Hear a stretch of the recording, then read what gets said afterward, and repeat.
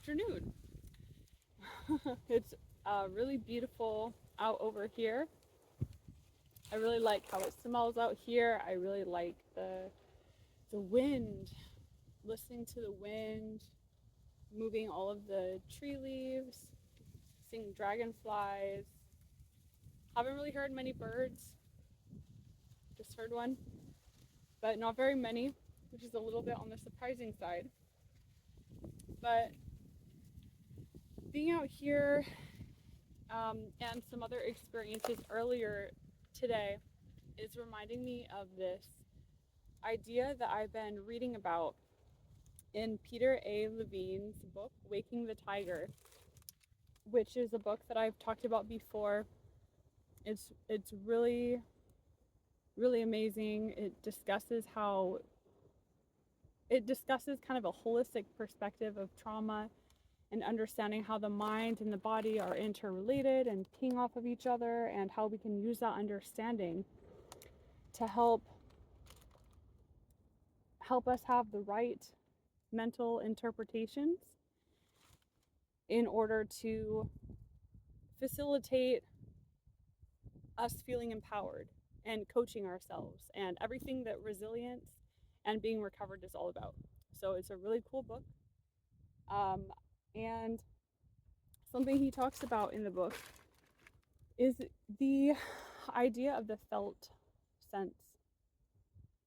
So the felt sense, as I currently can understand it, it has to do with kind of that special zone where the mind and the body unite and create a very complex experience that can't really fully ever be conveyed through words, or even um, through having people replicate actions, because it's very personal to the person who's experiencing it.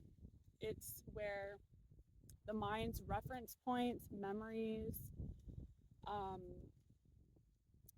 just things that we've come into contact with throughout our life, where this kind of coincides with the felt experiences of the body, the things that we can understand through our senses, the things that come to us as embodied beings. So things like, you know, you could just go through the five senses, the things that we can see, the things that we can touch, the things that we can hear, the things that we can taste, the things that we can smell. Um, through this, through both the kind of mental reference points and imagery and the body's felt senses, I'm like, you feel it. It has a very characteristic impression that you can gain through your senses, your body's senses. This is kind of what creates the felt sense.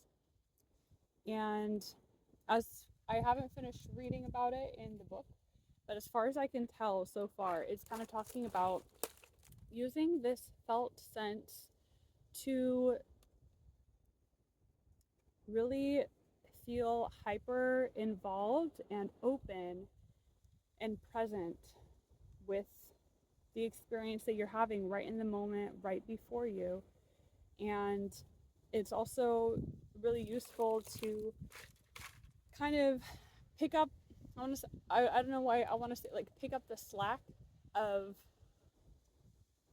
our, like, how, especially in trauma, our minds can become overactive, because it was not safe to feel inside of our bodies. It was overwhelming. It was disempowering. So we kind of took that off the table, and we become overly involved in the mind, being strategic, breaking everything down mentally, basically just, you know, over filtering everything through the lens of our mind's labels and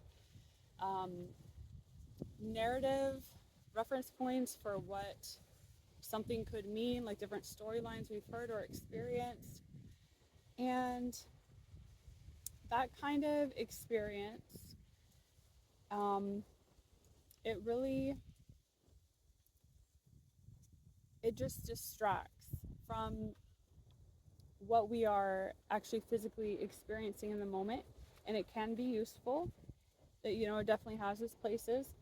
But as we are recovered people and remembering and kind of reinventing, maybe for the first time in our lives, the kind of relationship tone that we want to nurture, we want to practice between our body and mind, and how they interpret one another's sensations and the information we get through it.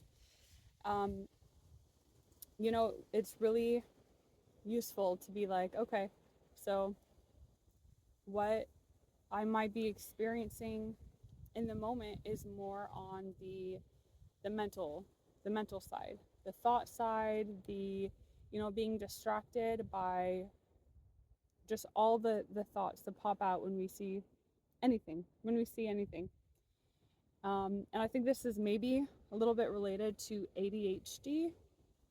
It's hyperactivity of the mind, and which is very understandable and is not to be demonized. Is a natural process of the body and mind that happens when we have been in certain circumstances. And those kinds of circumstances, we are still becoming educated as a species as how, or to how important it is to not be in these positions where our ability to coach ourselves and self-monitor and be empowered is kind of taken away from us. So we have to resort to other means of interpreting information in order to distract ourselves, to make it bearable, and in the moment to do what some force outside of us is, saying like, this is what it is for you, got to adapt. And I'm saying that in a very alkaline way, let's say. Or I'm not a chemistry person, so I'm just saying like the opposite of acidic. Like, I'm just trying to say a very calm, just describing those kinds of energies in a very calm way. So basically, the felt sense helps us to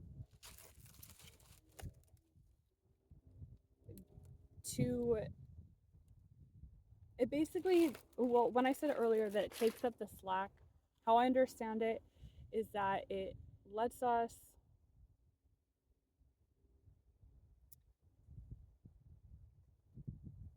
direct energy, since we have a higher, as recovered people, as resilient people, as people who have been through certain experiences and have adapted, we have a higher capacity for mental strategizing, mental activity.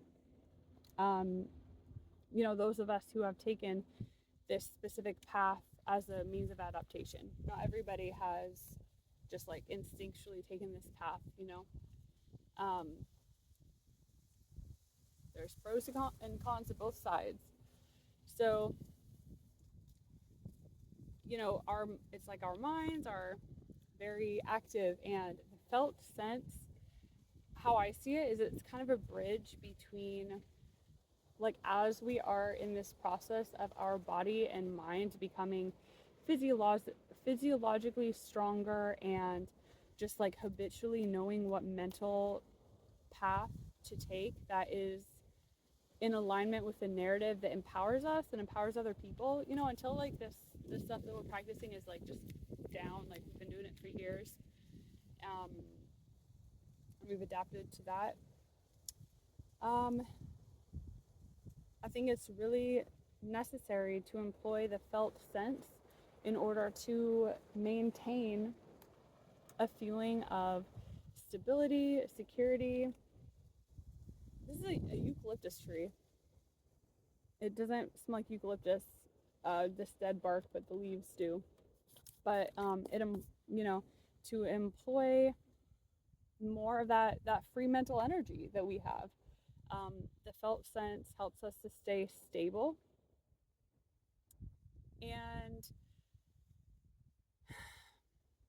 secure in the narrative that we have set for ourselves, which is how we want to experience what is before us. You know, we want to experience our environment as safe. We want to experience ourselves as able to handle difficulty, as not being prey. We want to experience ourselves as being enjoying as much as we can, soaking up the enjoyment and the curiosity and the humor and the just innate loveliness of being alive. You know, we want all those good things. We have first of all this vision of how we want to experience um, just our tone of perception, our tone of life, the way that our minds organize and interpret the information around us, and including ourselves in relation to these things around us. So, how the felt sense, finally getting to it, how the felt sense, I believe, and I'm going to keep on practicing because it's really helped me so far, how the felt sense enables us to be in touch with ourselves and our environment in a safe way. Let's just say how it helps us feel safe and secure, right? It lets us kind of go in deeper, use that mental energy that normally we might have this mental energy running in the background, telling us worries, telling us possible threats, telling us what if this circumstance happens? How do I brace myself? And that is going to be kind of working against the physiology that we are working so hard to develop, the physiology where we don't have stress chemicals running through our body 24/7, where we are able to get good sleep because we don't have because we don't have those stress chemicals, where we are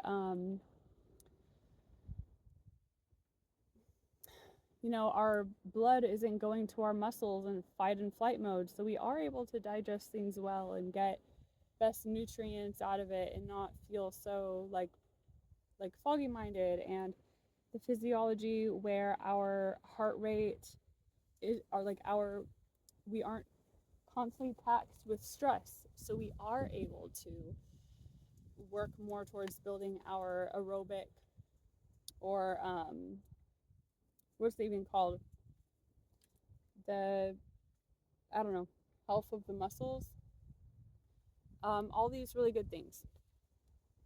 And the felt sense takes it basically takes all the mental energy that normally we may find ourselves experiencing as kind of in the OCD realm, with worries, with fears, with what kind of people describe as PTSD, OCD, ADHD, those kinds of things, where we feel unfocused, we feel unsure, we feel afraid, all the things that we don't want to experience our life as, right?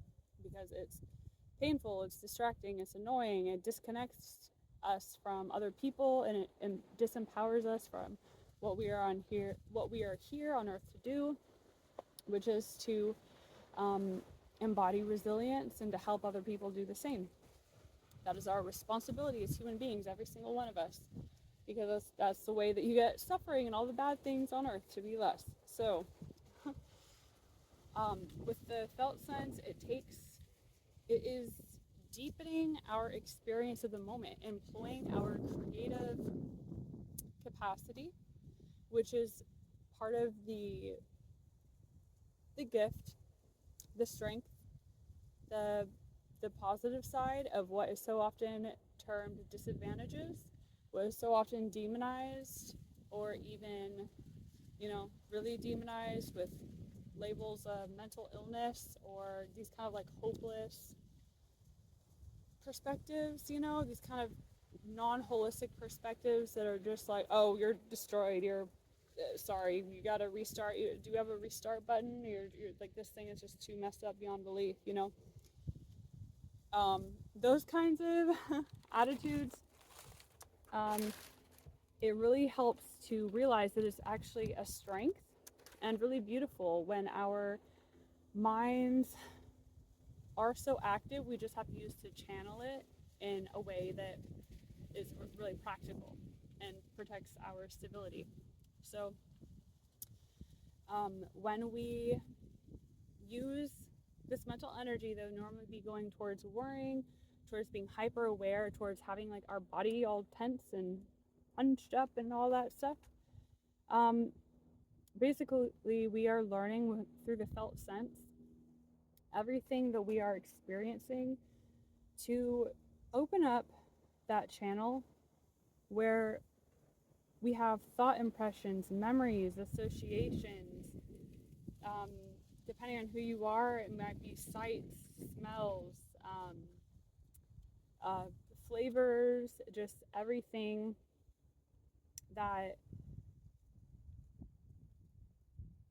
that is a part of being human, how we experience the world around us, and the capacity, the natural, beautiful capacity of our minds to remember, use our imagination to remember and call back and bring to the present something that isn't here, our beautiful ability for storytelling. All these parts of us that shouldn't be demonized, but I understand why it can be demonized because it can be really frightful and painful and just implicated in very frightening circumstances when it's not understood properly and there aren't the right resources to understand and support this, not the right interpretations. So with the felt sense, what we're doing is we're using all these capacities of our mind, these powerful capacities that we have that is natural and just a part of how human beings are, part of what separates us from animals. And we are uniting all those kind of mental impressions with what the body senses. And we are learning to focus on what the body also senses around us at the same time. And it shouldn't, what I'm trying to figure out, personally, because everything is a practice and we learn um,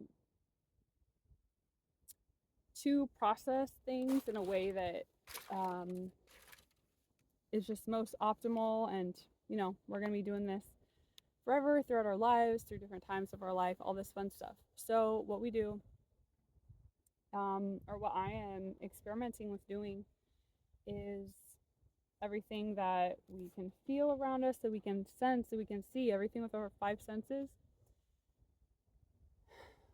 allowing what is in our five senses, and also our internal bodily sensations, allowing that to be anchored through the any kind of affirmations that are most powerful for you, like I am safe, something simple, something just simple, like I am safe, I'm healthy, I'm strong, I'm grateful, I'm relieved, something very simple, right? So you can use um, an anchor of words, and just kind of allow the filtering of the mental sensations, or that very complex kind of thing that you can't really explain to anybody else. It's You can't explain exactly what the tone of your experience is to anybody else. That's a part of what art is trying to convey and share and inspire in other people something similar to what your felt sense bestowed upon you. Like, yeah, so, and in acknowledging, if anything comes up that is, disempowering or unhelpful or boring or just not interesting to you, you don't have a use for it, just say, oh, sorry, I don't have a use for you, I'm looking to experience something else, uh, thank you, goodbye, something like that.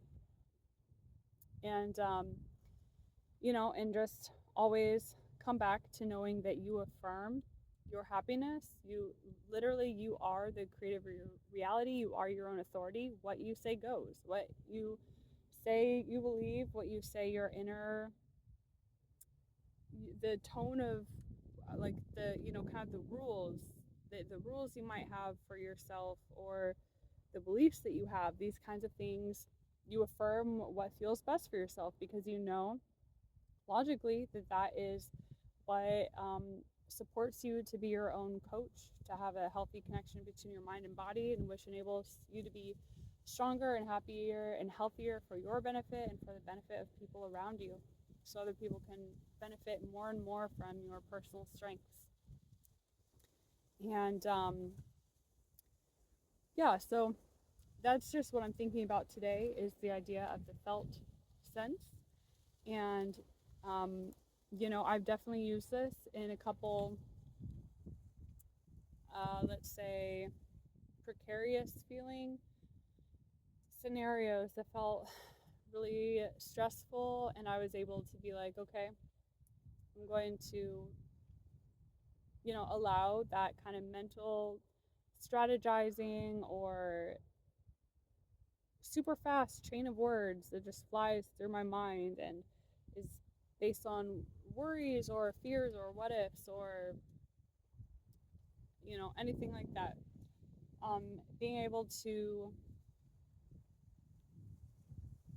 tap more into what the body is feeling, and it's a practice to remember, especially when we are in those kind of situations, but just kind of remembering like the tone of, it's not so much the task that we are doing, like the tasks that we are doing are important, but more so it's the tone of our mental state, and our body's health, or our just the mind body connection. That it's really important to be working on this as a part of resilience, as a part of learning how to inhabit our body and minds, and have them work together and develop our own personal unique ways of feeling safe and secure and empowered. And just acknowledging that as recovered and resilient people, this is a really important part of the process to learn. And we can always feel successful and have this sense of ongoing development and narrative, and more what's it called, like long-term sustainable gains in whatever area of life, if we are able to work with it through this perspective. And I find that that especially works for me when I'm feeling afraid, like I'm not sure, like evaluating myself, like I'm not sure if what I'm doing is right. Just this sense of what I'm doing right. Am I doing this the right way? Just that general sense, or that sense of um,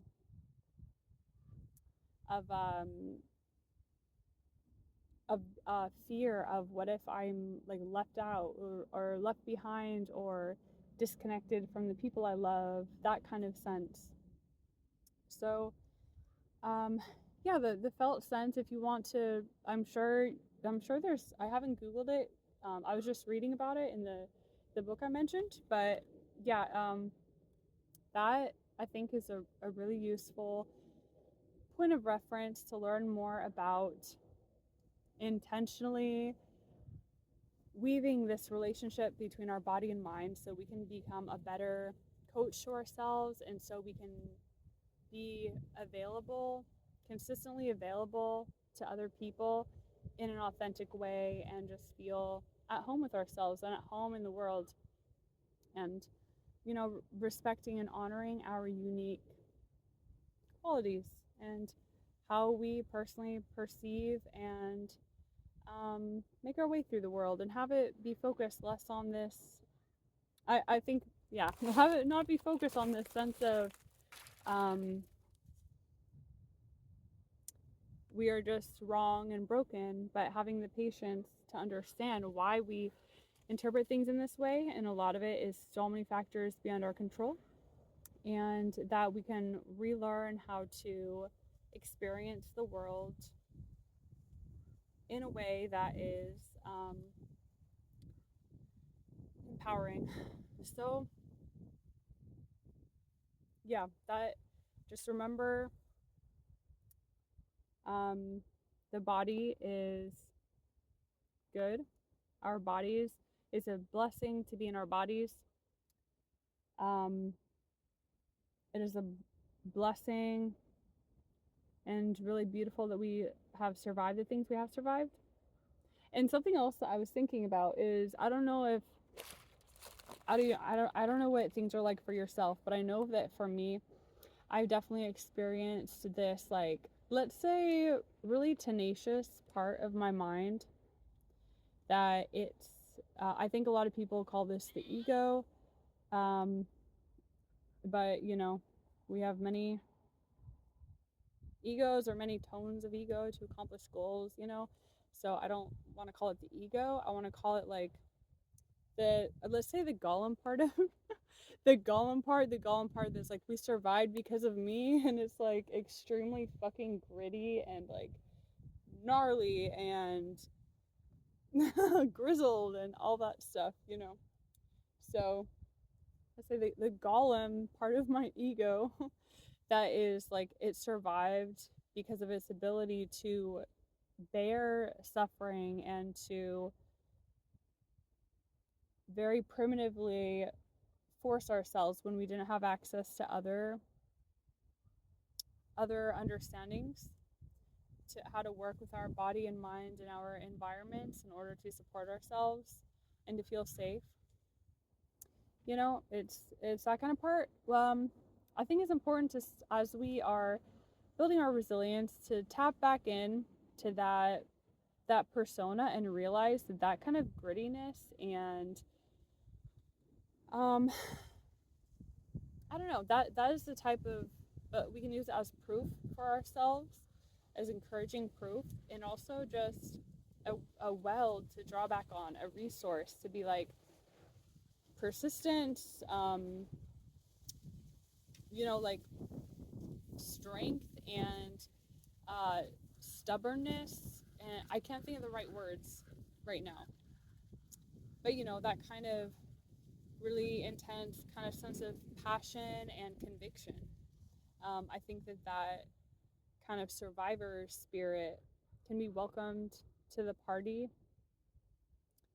as we go, as we continue on this journey, and we understand that every time we practice um, resilience skills, such as employing the felt sense, and just experimenting with what that feels like in different situations, to remember to tap into our bodily sensations, everything we can see with the five senses, or sense with the five senses, and to apply our mind's incredible ability to add really depth and complexity and layers to our experience of the present moment. Um, just really how this enables us to feel like we're putting money in that persistence bank, that Gollum bank. We're like, thank you so much for existing, Gollum.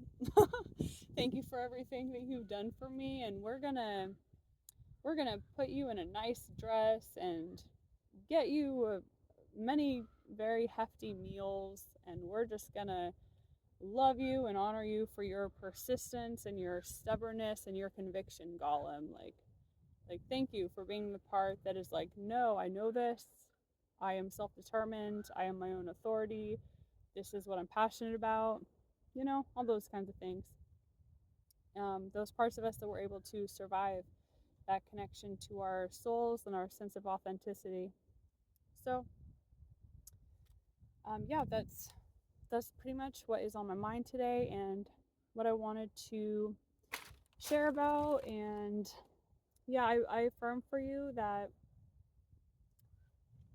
you will be able to understand the reference points, the language, the words, the narratives, everything that personally works and makes sense for you as an individual, which allows you to tap into this really powerful, deeply layered, complex sense of present and involvement in the present moment in your surroundings, which unites both the powers of your mind and the sensational, literally like sensing, sensational powers of your body.